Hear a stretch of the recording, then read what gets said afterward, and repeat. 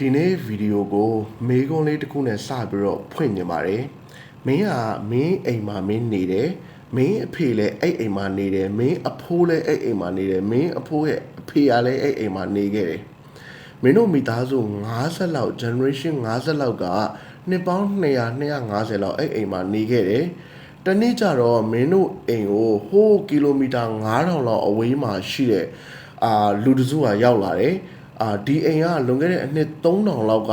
သူတို့ပိုင်ခဲ့တဲ့အိမ်ပါလို့မင်းကိုပြောမယ်ပြောပြီးတော့မင်းကိုအချိန်တနာရီပေးမယ်ပေးပြီးတော့မင်းဒီအိမ်ကနေထွက်သွားဆိုပြီးတော့မင်းကိုပြောမယ်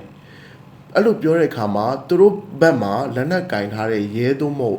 စစ်သားတွေပါလာမယ်မင်းကအကဲလိုချင်တဲ့ပစ္စည်းတွေကိုယူပြီးထွက်မသွားဘူးဆိုရင်လည်းမင်းကိုအတင်းနှင်ထုတ်မယ်မင်းကမင်းတို့မိသားစုမျိုးဆက်50လောက်နေခဲ့တဲ့အိမ်ရဲ့အရှိလေးမှာရွက်ဖြင်တဲလေးထိုးပြီးတော့နေရမယ်ဒါမှမဟုတ်ဒုက္ခသည်စခန်းတစ်ခုခုမှာသွားပြီးတော့နေရမယ်အဲ့ဒါဆိုလို့ရှိရင်အဲ့မင်းအိမ်ကိုသိမ်းပိုက်သွားတဲ့သူတွေဟိုကီလိုမီတာ9000အဝေး6000အဝေးလောက်ကလာပြီးတော့သိမ်းပိုက်သွားတဲ့သူတွေကတရားမျှတတယ်လို့မင်းပြောလို့ရမလားအခုကျွန်တော်ပြတဲ့ဗီဒီယိုကိုကြည့်ကြည့်ပါဒီဗီဒီယိုမှာဆိုလို့ရှိရင်အရှေ့ဥရောပကဂျူးတွေအရှေ့ဥရောပကဂျူးဆိုတာကဂျူးစစ်တယ်မစစ်ဘူးဆိုတာကိုလုံးဝယတိပြတ်ပြောလို့မရဘူးနှစ်ပေါင်း2000လောက်ဒီအရှေ့ဥရောပကိုရောက်သွားတဲ့ဂျူးတွေကဒီအစ္စရေးအစိုးရကနေပြီးတော့ပြန်ခေါ်တဲ့အခါမှာရောက်လာတယ်အစ္စရေးအစိုးရကပါလက်စတိုင်းရဲ့အိမ်မှာအခုလိုမျိုးအတင်းအဓမ္မမတရားကျူးကျော်သိမ်းပိုက်တယ်ဒီဗီဒီယိုကိုကြည့်ကြည့်ပါ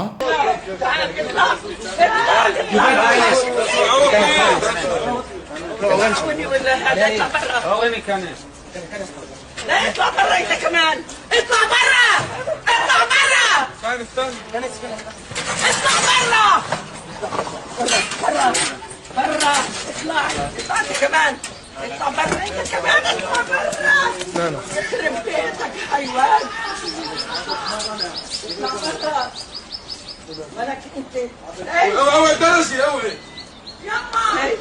ايه اوعى الدرج اوعى توقع اوعى توقع والكم انتوا بلد ابوكم هيك اطلع برا اطلع برا اطلع برا اطلع برا امشيနောက်ထပ်ဖြည့်ဆွတ်ပြီးတော့ပြောချင်တာတစ်ခုကအစ္စရေးနိုင်ငံမှာ genetic information law ဆိုတာရှိပါတယ်အဲ့တော့အစ္စရေးနိုင်ငံမှာအစ္စရေးနိုင်ငံသားတွေကသူတို့နိုင်ငံဥပဒေအရ DNA စစ်ခွင့်မရှိပါဘူးအကယ်၍မင်းက DNA စစ်ချင်တယ်ဆိုလို့ရှိရင်ဆရာဝန်ရှိမှထောက်ခံချက်သွားတောင်းရမယ်မင်းသွားတောင်းတဲ့ဆရာဝန်ကလည်းသူနီးသူဟန်နဲ့သူမင်းကိုပေးလိုက်လို့မရဘူးနိုင်ငံတော်အဆင့်အနေနဲ့ခွင့်ပြုမိန့်လိုတယ်ဒါမှမဟုတ်နောက်ထပ်နီလန်တစ်ခုကမင်းက DNA စစ်ချင်တယ်ဆိုလို့ရှိရင်တရားရုံးမှာသွားပြီးတော့ခွင့်ပြုမိန့်တောင်းပြီးတော့မှမင်း DNA စစ်လို့ရမှာဖြစ်ပါတယ်ဒီအရှေ့ဥရောပကိုရောက်သွားတဲ့ဂျူးတွေ